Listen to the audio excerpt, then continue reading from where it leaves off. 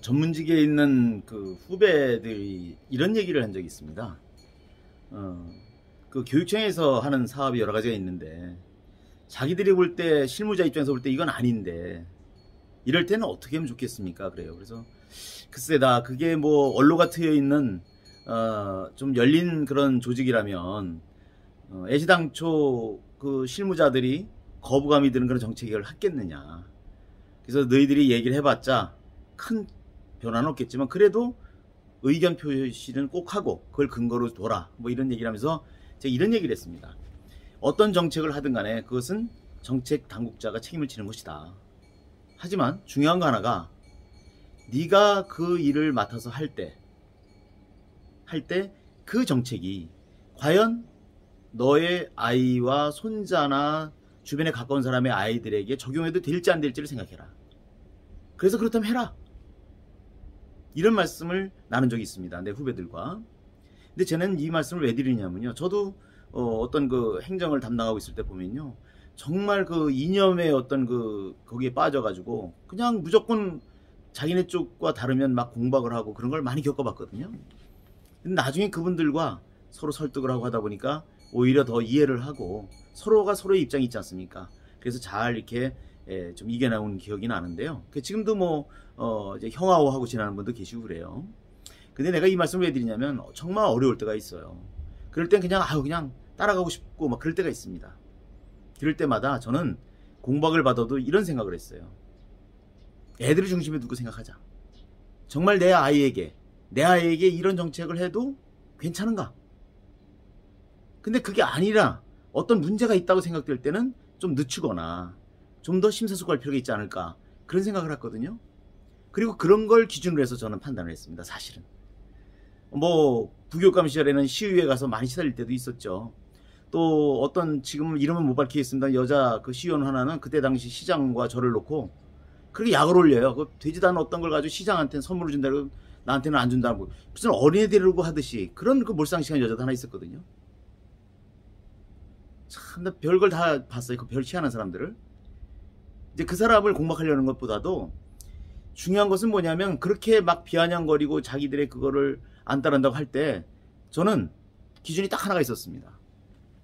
내가 어떻게 해서 버틸 수 있냐면 이게 과연 우리 학생들에게 유익하냐 아니냐였어요. 그리고 조금 늦어도 이거는 언젠가 실현될 거다. 그럼 바로 그 당시에 뭔가 오케이 하지 않아도 되는 거거든요. 마치 그 당시에 그거를 주도하는 사람들이 자기의 공처럼 업적처럼 정치적으로 악용하려고 하는 것이 너무 눈에 보이는 거예요. 그리고 조금 빠르고 늦을 뿐이지 가는 방향이 있잖아요. 국가적으로나 뭐 이런 게. 지금도 마찬가지죠. 국가 차원에서 하는 게 있고. 그걸 자기들 생색내려고 뭐 조례로도 만들고 별걸 다 해요. 내가 속으로 그랬습니다. 서울시에서 있을 때 야 조례 천국이구나. 툭하면 다 조례예요. 그게 자기들 실적이 물론 되겠죠. 시의원들도 그렇고요. 또 거기에 또 같이 그렇게 뜻을 같이 해서 하는 그런 또 진영 사람들도 그러고요. 근데 이거는 자칫하면 아이들에게 큰 이익을 못 주거나 거기까지는 괜찮죠. 그런데 아이들에게 나쁜 영향을 줄 수도 있다는 것을 항상 염두에 둬야 되거든요. 늘 말씀드리지만 요즘도 이제 지원금 놓고 뭐 정치권과 공무원들 사이에 알력이 있는 것처럼 이제 언론에 나오는데요. 사실은 그 공무원들이 답답하리 많지 보일 때도 있겠지만 실질적으로는 그게 뭐 예산 쓰거나 이런 건 자기 돈 아니잖아요. 또 정책도 마찬가지입니다. 돈이 안 들어간 정책이라 하더라도요. 그 우리 교육계로 따지면 교육정책은 다 우리 아이들을 항상 염두에 두고 학교를 염두에 두고 의견을 얘기하는 거거든요. 그걸 답답하다. 정무적인 게 없다 이래가지고 무시하면 큰일 나는 거예요. 한 번 이렇게 잘못 망가지면 그걸 원상 회복한다는 게 정말 어려운 게 교육입니다.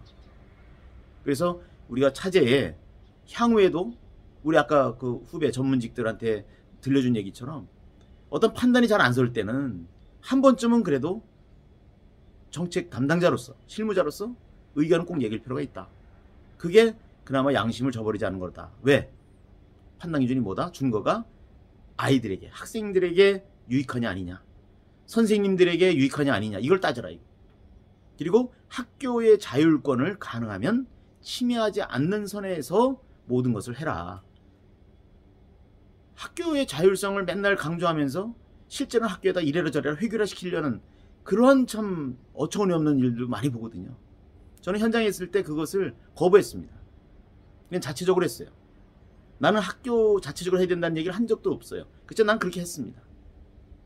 심지어는 겨울과 봄에 이어진 연휴가 몇 개 있어요. 그러면 이틀 나와서 하루 쉬고 또 이틀 뭐 쉬고 이런 식으로 되면 안 되잖아요.